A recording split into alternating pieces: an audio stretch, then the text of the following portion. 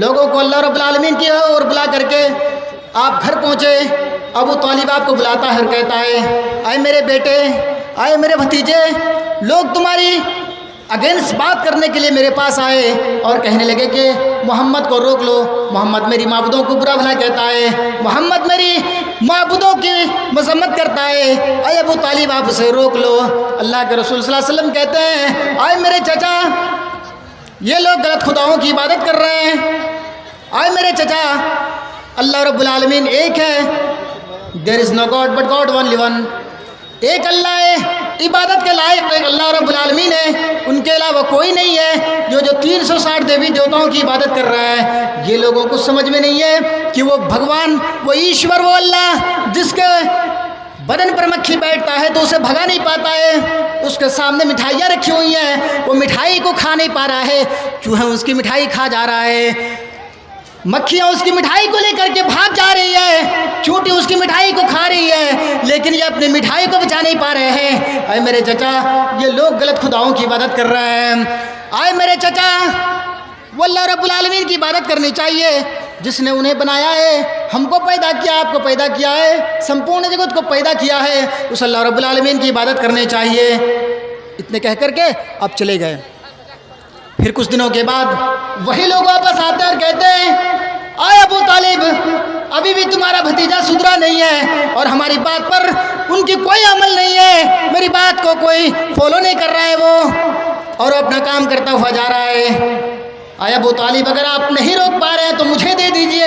ہم اس کو سرڑ لیں گے، ہم اس کو سلٹ لیں گے اور اسے اس کام سے ہم چھڑوا دیں گے۔ میرے بھائیوں، اللہ کے رسول صلی اللہ علیہ وسلم پھر ابو طالب کے پاس آتے ہیں اور ابو طالب کہتے ہیں کہ میرے بھتیجے،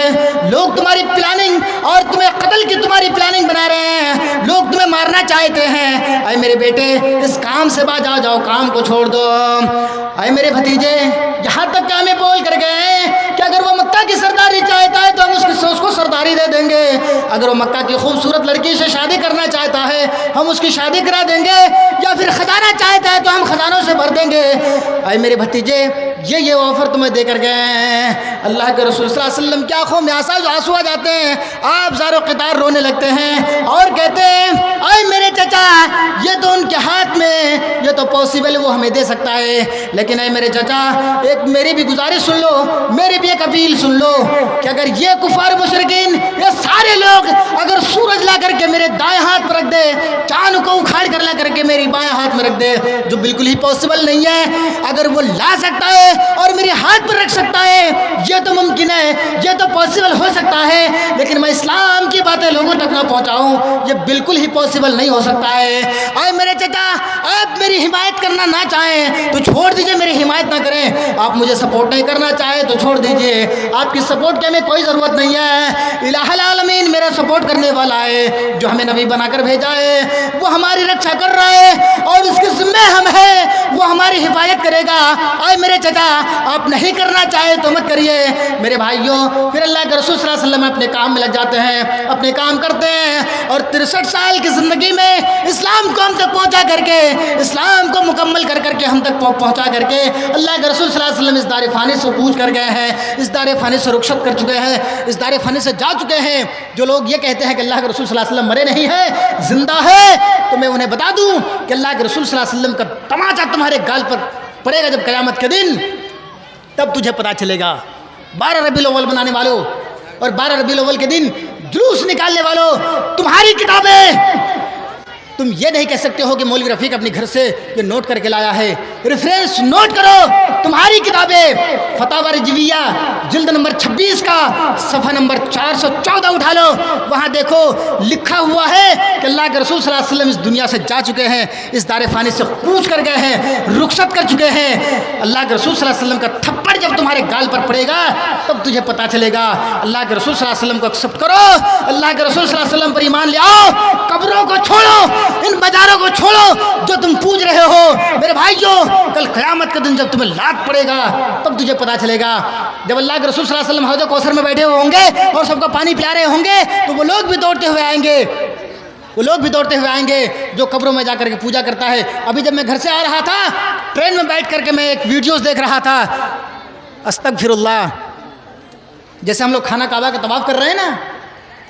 وہ ایک گنبد بنا ہوا، گنبد کا لوگ طواف کر رہے ہیں اور اتنا چوم اور چاٹ رہے ہیں بھائی، ایسا لگتا ہے کہ اب یہ پہنچ گیا ہے خانہ کعبہ کے اندر، بہت زیادہ چوم رہے ہیں۔ ایسے لوگ جب قیامت کے دن اللہ کے رسول صلی اللہ علیہ وسلم حوض کوثر پلا رہے ہوں گے تو وہ لوگ بھی دوڑتے ہوئے آئیں گے اللہ کے رسول صلی اللہ علیہ وسلم کے پاس سے وہ پانی پینے کے لیے حوض کوثر، تو فرشتے انہیں روکیں گے۔ اللہ کے رسول صلی اللہ علیہ وسلم کہے گا فرشتوں سے، اسے کیوں روک رہے ہو، آنے دو۔ کہ اللہ کے رسول آپ کو پتہ نہیں کہ آپ کیا گزر جانے کے بعد انہوں نے کیا کیا کیا ہے؟ بولا کیوں، کیا کیا ہے؟ ارے ان کے آزے چمک رہے ہیں، ان کے چہرے چمک رہے ہیں، یہ تو نمازیں پڑھ کر کے آیا ہوگا۔ اللہ کے رسول صلی اللہ علیہ وسلم سے فرشتے کہیں گے کہ اللہ کے رسول آپ کے اس دنیا سے گزر جانے کے بعد ان لوگوں نے دین کے اندر بگاڑ پیدا کیا تھا، کل بدعۃ ضلالہ وکل ضلالۃ فی النار۔ یہ لوگ بدعت کو ایکسیپٹ کیا تھا اور بدعت کو فروغ دیتا تھا، یہ لوگ بدعت کو ایجاد کرتا تھا۔ جب اللہ کے رسول صلی اللہ علیہ وسلم سنیں گے تو اللہ کے رسول صلی اللہ علیہ وسلم کہیں گے سحقن سحقن لمن غیر وادی، ہٹاؤ انہیں، لے کے ہٹاؤ میرے سامنے سے، انہیں لات مار کے جہنم کے اندر ڈال دو۔ اس کے لیے ہمارے پاس کوئی جو بوتل نہیں ہے اور ہمارے پاس کوئی گلاس نہیں ہے اور نہ ہی ان سے پانی پلائیں گے۔ میرے بھائیوں، بنا محمد پار نہ ہویا، ایک غیر مسلم کی کتابیں، ایک غیر مسلم اور غیر دھرم کی کتابیں یہ کہہ رہی ہیں کہ بنا محمد پار نہ ہویا، جب تک ہم محمد صلی اللہ علیہ وسلم کو فالو نہیں کرو گے نجات نہیں مل سکتی ہے، کامیابی نہیں مل سکتی ہے اور پیراڈائز نہیں مل سکتا ہے۔ اگر تمہیں پیراڈائز چاہیے، جنت چاہیے تو اللہ کے رسول صلی اللہ علیہ وسلم کو ایکسیپٹ کرو، اللہ کے رسول صلی اللہ علیہ وسلم کے بتائے ہوئے طریقے پر اہدنا الصراط المستقیم، نئے سے پتھر آسمان کے اوپر چلو، تب جا کر کے تمہیں کامیابی ملے گی۔ میرے بھائیوں، بتانے کی باتیں اور بہت ساری ہیں اور میں اتنی ویدیں اور پڑھتا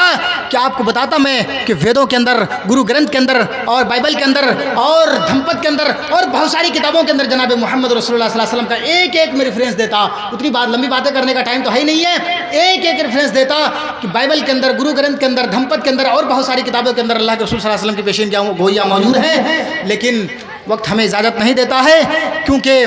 میرے بعد بہت سارے مقرر ہیں، وہ بھی آئیں گے اور آپ کو اپنی قیمتی پند و رسائل سے محظوظ کریں گے۔ میرے بھائیوں، میں اتنی ہی باتوں پر اپنی بات کو ختم کرتا ہوں اور یہ دعا کرتا ہوں اللہ رب العالمین سے کہ مولا کریم ہمیں اسلام پر چلنے والا بنا۔ مولا کریم